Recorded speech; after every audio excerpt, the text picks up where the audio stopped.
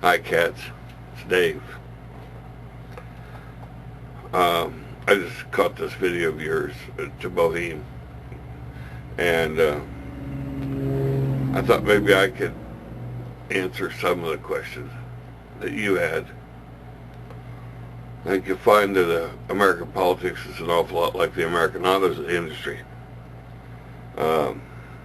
We have the Republicans, the Democrats, the Libertarians. And in the auto industry, we've got Ford, Chevy, and Dodge. Or Chrysler, if you want to be technical.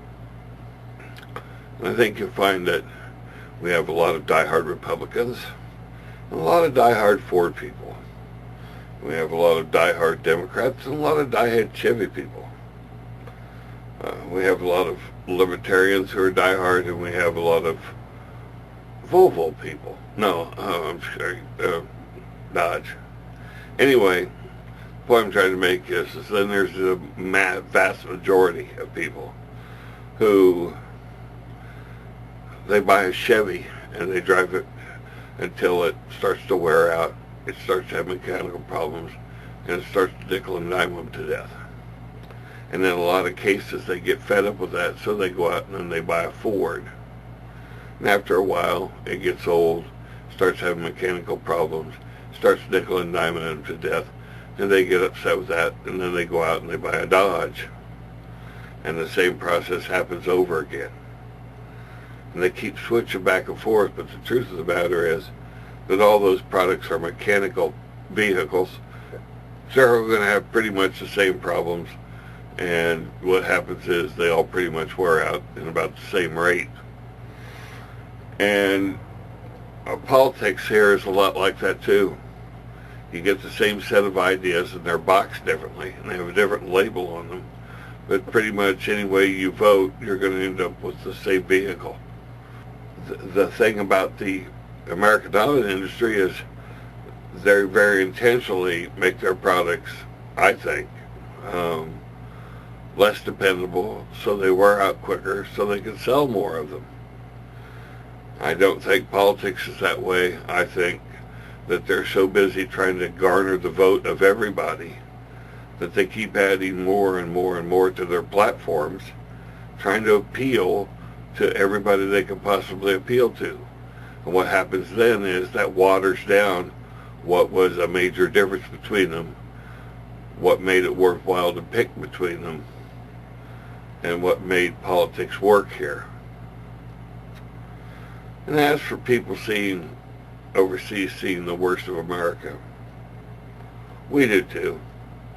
We see the celebrities, we see the bad news, we see the stupidity that happens. There's no difference between what they see and what we see. And that's sad, because there's a lot of good things that do happen here. Don't ask me to think of one right offhand, but I know there is. The point I'm trying to make is that could he do a lot of harm? Probably not. So if he doesn't have the power to do harm, he probably doesn't have the power to do that much good either. I'm not trying to say what he's doing is pointless. But I guess what I am trying to say is that more and more and more of the big people on YouTube, especially the ones that have started getting paid, are taking themselves way too seriously. All of a sudden, it's like I'm being paid, so what I have to say really matters. And I'm sorry, but it doesn't carry any more weight now than it did before. Some of them that had long unruly hair and wore baseball caps backwards and relaxed and enjoyed themselves are suddenly angry all the time and trying to make a point and trying to change the world. And they're losing sight of the fact that there's a lot of fun to be had. So, I guess what I'm trying to say is the more you try to change the world, the angrier you're going to get, because the world's going to do what the world's going to do. The best thing that can happen is you might run into a few people who start out by saying, I hope this video finds you well.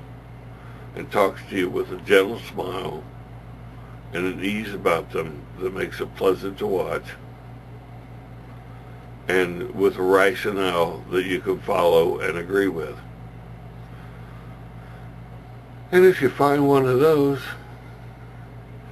they're worth probably all those people getting paid wrapped up together. I just really think it's sad that all that talent out there has suddenly become so taken with itself, so serious, and so glum. They're not any fun to watch anymore. You know? Sad. I think that's what happens from trying to change the world, is after a while you're just not any fun anymore. But that's my take on it. Bye.